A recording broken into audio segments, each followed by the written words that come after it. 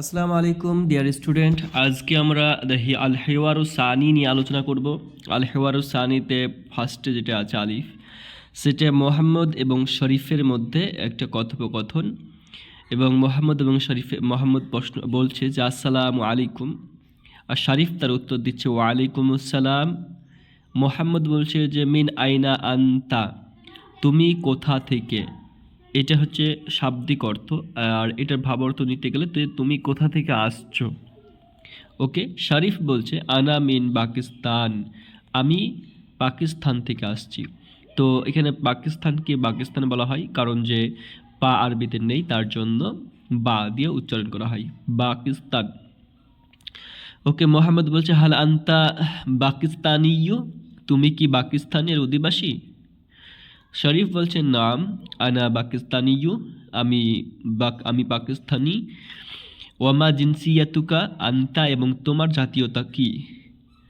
তখন বলছে মোহাম্মদ যে আনা তুর্কিয়ুন, আমি তুর্কির অধিবাসী, তুর্কি।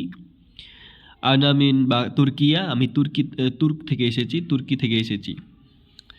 তো শরীফ বলছে আহলান ওয়া সাহলান, অর্থাৎ সুস্বাগতম সুস্বাগতম। তো এখানে দেখুন একটা লক্ষ্য করা যায় যে পাকিস্তানকে আমরা বলছি কি পাকিস্তান, এটা তো আমরা ইতিপূর্বে আলোচনা করলাম।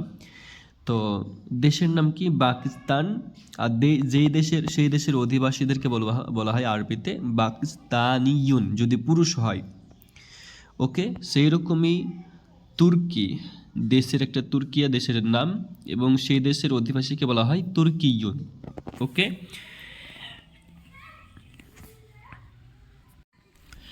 এরপরে আল হেওয়ারু সানি বা, সেখানে মারিয়াম এবং জাইনাবের মধ্যে কথোপকথন। মারিয়াম বলছে আসসালামু আলাইকুম, জাইনাব অনুরূপ উত্তর দিচ্ছে ওয়ালাইকুমুস সালাম।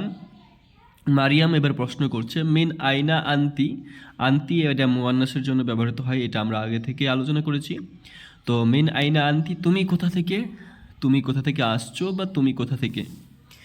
জাইনাব বলছে আনা মিন মিসর, আমি মিশর থেকে। তারপর মারিয়াম আবার বলছে হাল আন্তি মিসরিয়াতুন, তুমি কি মিশরীয় অধিবাসী। তো জাইনাব বলছে নাম আনা মিসরিয়াতুন, আমি মিশরের অধিবাসী। ওয়ামা জিনসিয়াতুকা আন্তি, এবং তোমার জাতীয়তা কি। মারিয়াম বলছে আনা সুরিয়াতুন, আমি সুরিয়ার অধিবাসী। আর আনা মিন সুরিয়া, আমি সিরিয়া থেকে এসেছি। তো আহলান ও সাহলান, জাইনাব বলছে সুস্বাগতম। তো এখানে একটা লক্ষ্য করার বিষয় যে দেশকে তো আমরা বললাম, সেই দেশের নাম একটা উল্লেখ থাকে, যেমন এখানে মিশর উল্লেখ করেছে, এবং মিশরের অধিবাসী যদি সে নারী হয় তাহলে মিসরিয়াতুন বলা হবে, আর পুরুষ হলে মিসরিয়ুন, তাটা থাকবে না। আর নারী হলে সেখানে তাটা যুক্ত হবে, তাহলে মিসরিয়ুন আর মিসরিয়াতুন। মিসরিয়ুন পুরুষদেরকে বলা হবে, আর মহিলাদেরকে বলা হবে মিসরিয়াতুন। সেই রকমই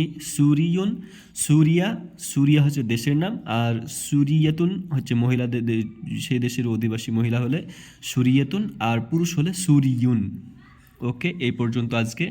ধন্যবাদ, আগামী পর্বে দেখা যাবে ইনশাল্লাহ, আর অবশ্যই সাবস্ক্রাইব করবেন। ধন্যবাদ।